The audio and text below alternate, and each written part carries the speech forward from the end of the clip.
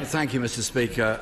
I'm sure the whole House will want to express their condolences to the families of those rail workers who were hit and killed by a train this morning in Port Talbot. There will obviously have to be a full investigation into this, but our thoughts must be with the families and friends of those that were killed and injured. I'd like to join the Prime Minister and others in congratulating Reverend Rose Hudson-Wilkin on becoming Bishop of Dover.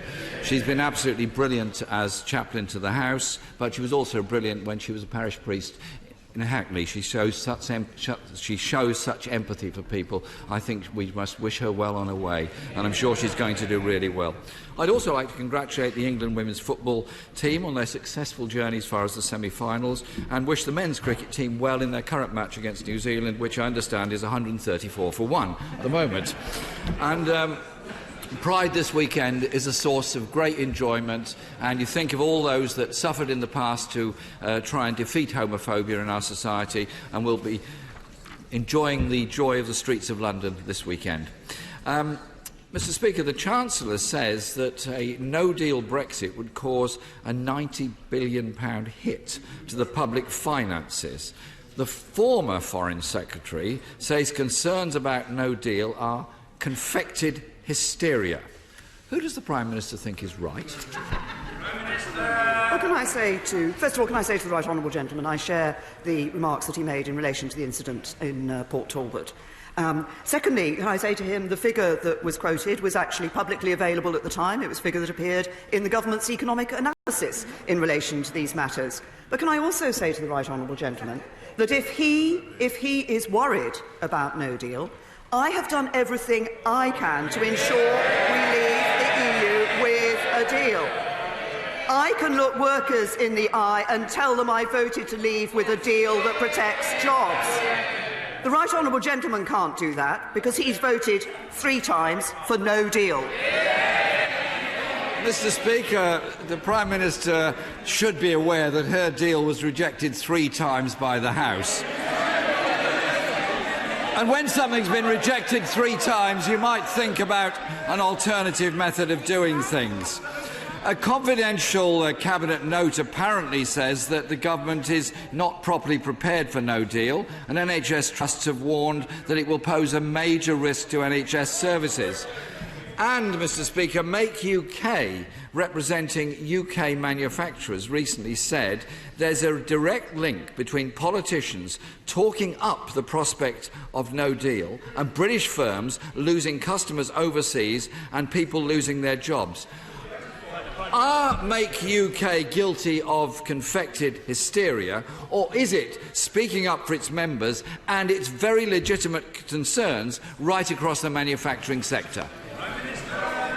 I think what business organisation after business organisation showed earlier this year is that they wanted people in this House of Commons to vote for the deal so we could leave with a deal. Corbyn! Well, Mr. Speaker, she couldn't get her own party to support it. The opposition parties didn't support it either.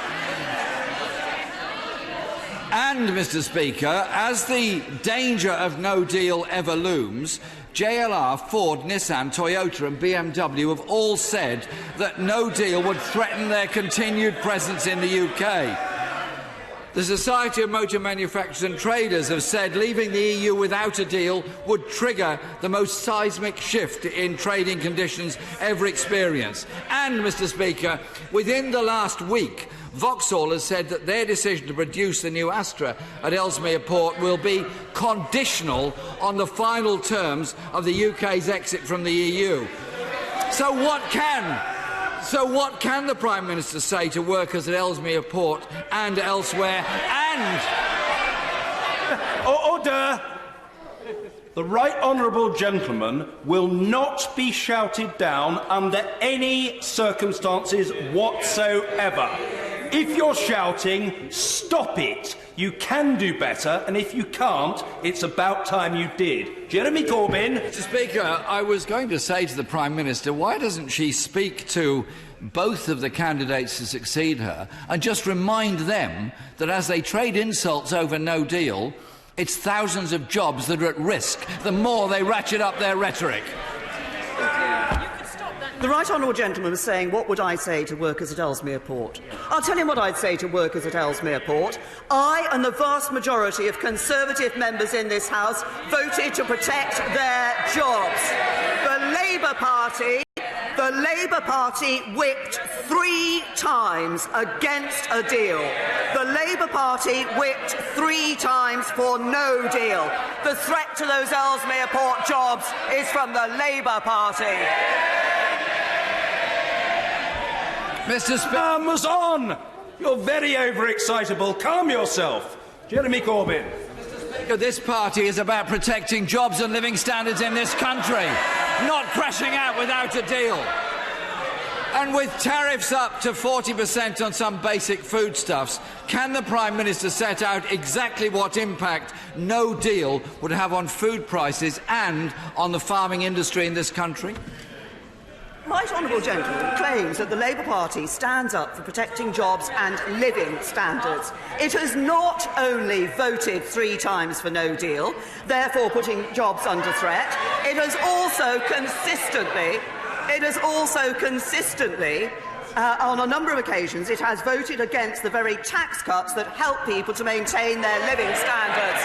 We'll take no lectures from the Labour Party on protecting people's jobs and living standards.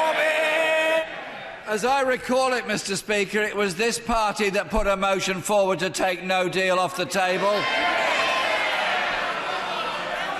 The managing director of Birdseye says no deal would add 20% to some foodstuffs instantaneously, and that the NFU say no deal would be very damaging to British farming. Both of the candidates that succeed her have claimed they will renegotiate the backstop. So can she confirm that Section 12 of the EU Council decision to extend Article 50 ruled out reopening the withdrawal agreement and therefore the backstop? I don't think I need to tell the right honourable gentleman what was in the Council conclusions. Those are clear, and I've made those clear in this, at this dispatch box in this House. But the right honourable gentleman stands up and says it was the Labour Party that put a motion to abandon no deal, to take it off the table, through into this House. The trouble is, when it came to the votes that mattered, when it came to the votes that would actually have an impact on stopping no deal, the Labour Party whipped against them. Absolutely typical of the right honourable gentleman, all mouth and trousers. We made it very clear, Mr. Speaker, what the danger of no deal is, and we will do everything to prevent a no deal exit because we know the damage it will do to jobs and living standards in this country. Mr. Speaker, this government has comprehensively failed on Brexit. Jobs at risk, inward investment has fallen off a cliff, and manufacturing at a 6-year low. No deal threatens to crash the economy. The government itself says no deal would cut growth by 10%. Yet we have 2 leadership candidates who are threatening no deal and indeed competing with each other on the rhetoric of no deal. This government, Mr. Speaker, is now an irrelevance. The two candidates to succeed her have only got fantasy plans. Since she and her successors have no answers, doesn't the Prime Minister accept the best thing to do would be to go back to the people and let them decide which way we go?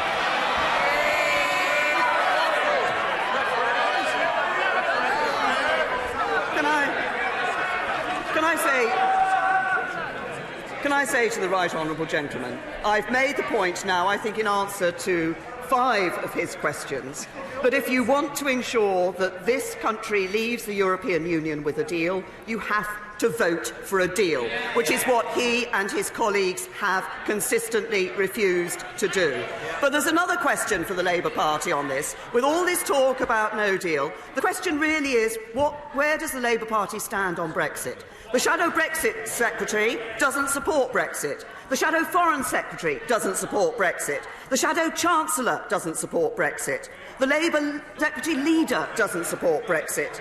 Labour want to block Brexit, and that would be a betrayal of the many by the few.